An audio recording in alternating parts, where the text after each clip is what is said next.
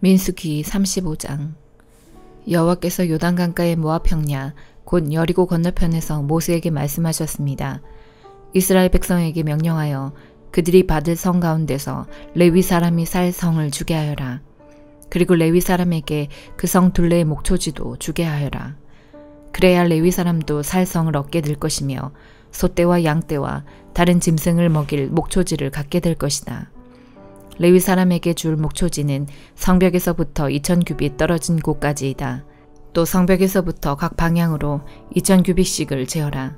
성의 동쪽으로 2000규빗을 재고 성의 남쪽으로도 2000규빗을 재고 성의 서쪽으로도 2000규빗을 재고 성의 북쪽으로도 2000규빗을 재어라. 성은 그 한가운데에 있어야 한다. 이것이 레위 사람들이 사는 성의 목초지이다.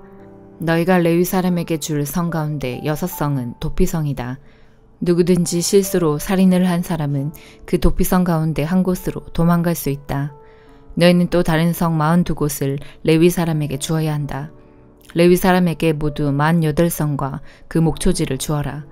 이스라엘 지파 가운데서 큰 지파일수록 성을 더 많이 주고 작은 지파일수록 적게 주어야 한다. 각 지파는 가지고 있는 성 가운데 얼마를 레위 사람에게 주어야 한다. 각 지파는 가지고 있는 땅의 크기에 따라 성을 많이 주거나 적게 주어야 한다. 여호와께서 모세에게 말씀하셨습니다. 이스라엘 백성에게 전하여라. 너희는 요단강을 건너 가나안 땅으로 들어갈 것이다. 너희는 여러 성 가운데서 도피성을 골라 누구든지 실수로 살인한 사람은 그 도피성으로 도망갈 수 있게 하여라. 그곳에서 그는 살인자에게 벌을 줄 의무가 있는 죽은 사람의 친척의 복수를 피할 수 있다. 그는 재판정에서 재판을 받을 때까지는 죽임을 당하지 않을 것이다. 너희가 줄 성 가운데 6성은 도피성이다. 요단강 동쪽의 3성과 가나안 지역의 3성을 도피성으로 주어라. 이 6성은 이스라엘 자손을 위한 도피성이 될 것이다. 이 도피성들은 외국인과 무역하는 상인들에게도 해당되니 누구든지 실수로 살인한 사람은 이 6성 가운데 한 성으로 도망갈 수 있다. 쇠무기를 가지고 사람을 죽인 사람은 모두 살인자니 그런 사람은 죽여야 한다.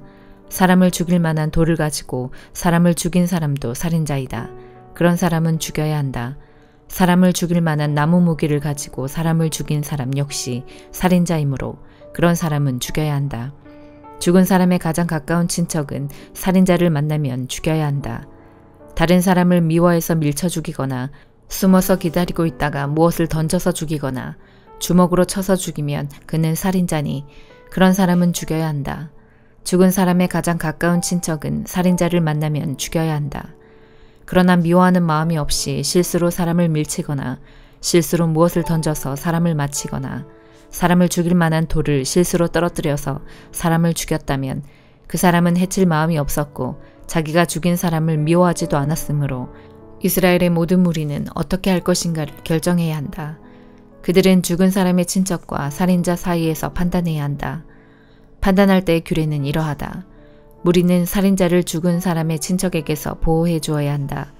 무리는 살인자를 그가 도망갔던 도피성으로 돌려보내야 한다. 그는 그곳에서 거룩한 기름으로 기름 부음을 받은 대제사장이 죽을 때까지 머물러 있어야 한다. 그 사람은 도피성 밖으로 나가지 말아야 한다. 죽은 사람의 친척이 도피성 밖에서 그를 만났을 경우에 그를 죽여도 그 친척은 살인죄에 해당되지 않는다. 살인자는 대제사장이 죽을 때까지 도피성에 머물러 있어야 한다. 대제사장이 죽으면 그때는 자기 땅으로 돌아갈 수 있다. 이것은 너희가 사는 땅에서 지금부터 영원히 지켜야 할 규례이다. 살인자는 죽여야 한다. 그때는 살인한 것을 본 증인이 있어야 한다. 그러나 단지 증인한 사람이 증언한 것으로는 살인자를 죽일 수 없다. 살인자는 죽여야 하고 돈을 받고 그를 살려주면 안 된다. 반드시 죽여야 한다. 대제사장이 죽기 전에 도피성으로 도망간 사람으로부터 돈을 받고 그를 고향으로 돌려보내면 안 된다. 너희가 사는 땅을 더럽히면 안 된다. 죄 없는 사람을 죽인 죄를 씻는 길은 오직 한 가지뿐이다. 그것은 살인자를 죽이는 것이다. 나는 여호와이다. 나는 이스라엘 백성인 너희와 함께 그 땅에서 산다. 그러므로 살인을 하여 그 땅을 더럽히지 마라. 시편 79편. 오 하나님, 이방 나라들이 주의 기업에 침입하여 주의 성전을 더럽히고 예루살렘을 폐허로 만들었습니다. 그들이 주의 종들의 시체를 공중의 새들에게 밥으로 던지고 주의 거룩한 무리들의 시체를 들짐승에게 주었습니다. 그들은 온 예루살렘 주위를 피로 물들였습니다. 그러나 죽은 자를 묻어줄 사람이 하나도 없었습니다. 우리는 이웃에게 농담거리가 되고 주위 사람들에게 조롱과 비방거리가 되었습니다. 여호와여, 언제까지입니까? 주는 영원히 화를 풀지 않으실 것입니까? 언제까지 주의 질투가 불붙듯 할 것입니까? 주를 인정하지 않는 나라들 위해 주의 분노를 쏟아 부으소서. 주의 이름을 부르지 않는 나라들 위해 주의 분노를 쏟아 부으소서. 그들이 야곱의 자손들을 삼켰으며 야곱의 조국을 멸망시켰습니다. 우리 조상들의 죄 때문에 우리에게 책임을 묻지 마소서. 우리에게 속히 주의 자비를 보여주소서. 우리가 절망 가운데 있습니다. 우리 구원자 하나님이시여, 주의 영광스러운 명예를 위해서 우리를 도와주소서. 주의 이름을 위해서 우리를 구원하시고 우리 죄를 용서하여 주소서. 너희 하나님이 어디 있느냐라고 이방 민족들이 빈정거리며 말합니다. 우리 눈앞에서 주의 종들이 흘린 피를 꼭 갚아주소서. 주는 보복하시는 분이라는 것을 모든 나라들이 알게 하소서. 감옥에 갇힌 자들의 신음소리를 들어주시고 죽음에 처한 자들을 주의 능력의 팔로 구해주소서. 주여, 주를 모욕한 우리의 이웃들에게 7배로 갚아주소서. 우리는 주의 백성이며 주께서 기르시는 양떼들입니다. 우리가 영원히 주께 감사하겠습니다. 영원히 우리가 주의 영광을 찬양하겠습니다. 이사야 27장. 그날이 오면 여호와께서 그 단단하고 날카로운 큰 칼로 행동이 재빠르고 구불구불한 모양의 뱀 리워야단을 벌하시고 바다에 있는 용을 죽이실 것이다. 그날이 오면 사람들이 아름다운 포도밭을 두고 노래할 것이다. 나 여호와가 그 포도밭을 지키겠다. 때를 맞추어 그것에 물을 주고 아무도 해치지 못하게 밤낮으로 포도밭을 돌보겠다. 포도밭에 대한 나의 진노는 사라졌다. 누구든지 가시와 엉겅퀴를 내어 내게 맞선다면 내가 달려들어 그것들을 몽땅 태워버리겠다. 그러나 누구든지 피난처를 찾아 내게로 오면 나와 평화롭게 지낼 것이다. 내게로 와서 나와 평화롭게 지낼 것이다. 앞으로 야곱 백성이 뿌리를 내리고 이스라엘이 싹을 내며 꽃을 피울 것이니 세계가 그들의 자녀로 가득 찰 것이다. 주께서 이스라엘의 원수들을 치듯이 자기 백성을 치지는 않으셨으며 주의 백성을 죽인 원수들을 죽이듯이 자기 백성을 죽이지도 않으셨다. 주께서 이스라엘을 멀리 쫓아내심으로 그것을 이스라엘에 대한 벌로 삼으셨다. 주께서 동쪽에서 불어온 뜨거운 바람에 날려보내듯 이스라엘을 쫓아내셨을 뿐이다. 이렇게 해서 이스라엘의 죄가 용서받을 것이다. 이것이 바로 야곱의 허물을 씻기 위하여 치러야 할 모든 대가이다. 이스라엘은 모든 제단의 돌들을 마치 부서진 석회석처럼 다 깨뜨려 버려야 하며 아세라 우상도 태양신상도 다시는 세우지 말아야 할 것이다. 그때가 되면 요새성들이 폐허로 변하고 사람들이 살던 곳은 사막처럼 버려질 것이다. 송아지들이 거기에서 풀을 뜯고 누우며 나무의 잎사귀를 다 먹어치울 것이다. 나뭇가지가 마르면 여자들이 꺾어서 땔감으로 가져갈 것이다.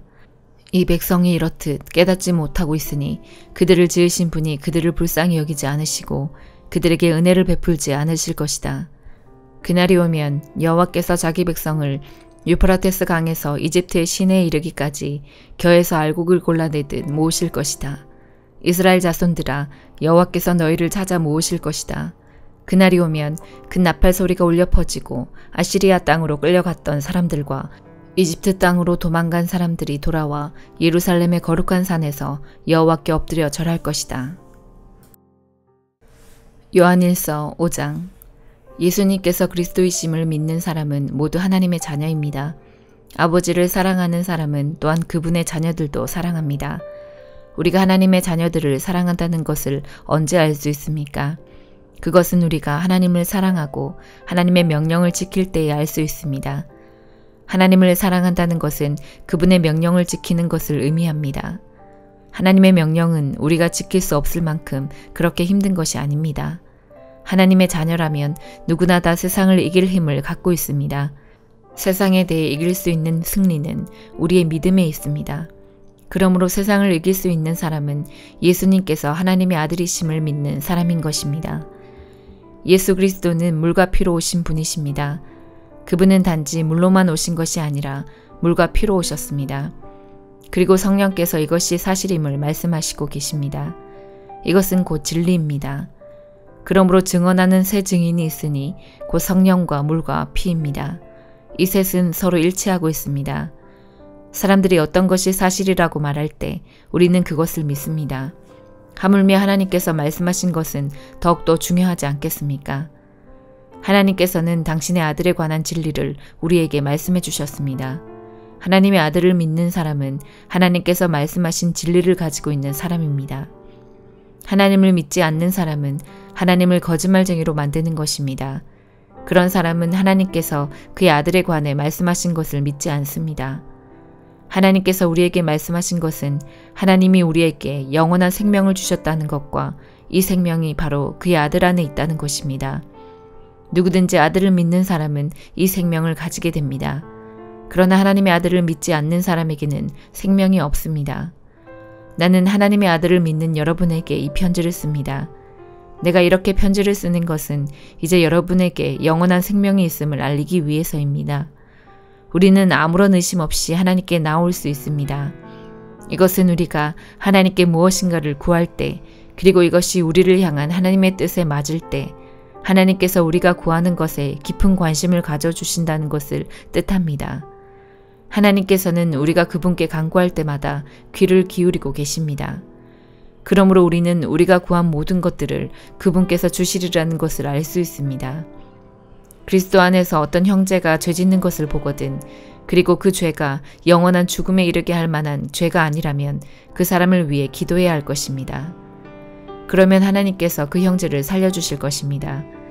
나는 지금 영원한 죽음까지는 이르지 않을 그런 죄를 지은 사람들에 관해 이야기하는 것입니다. 죽을 만한 죄가 분명히 있습니다. 내가 말하는 것은 그런 죄를 위해서까지 기도하라는 것은 아닙니다. 잘못해가는 것은 다 죄지만 영원한 죽음에 이르지 않는 죄도 있습니다. 하나님의 자녀가 된 사람은 계속해서 죄를 지을 수 없다는 것을 우리는 알고 있습니다. 하나님의 아들이 그를 지켜주심으로 악한 자도 그를 해칠 수 없습니다. 우리는 우리가 하나님께 속하였음을 분명히 알고 있지만 이 세상은 악한 자가 지배하고 있습니다. 하나님의 아들이 오셔서 우리에게 깨달을 수 있는 능력을 주셨기에 이제 우리는 진리이신 하나님을 알 수 있게 되었습니다. 우리의 생명은 참되신 하나님, 곧 그분의 아들 예수 그리스도 안에 있습니다. 그는 참 하나님이시며 영원한 생명이십니다. 그러므로 사랑하는 자녀 여러분, 여러분 자신을 우상으로부터 멀리하도록 지키십시오. 아멘.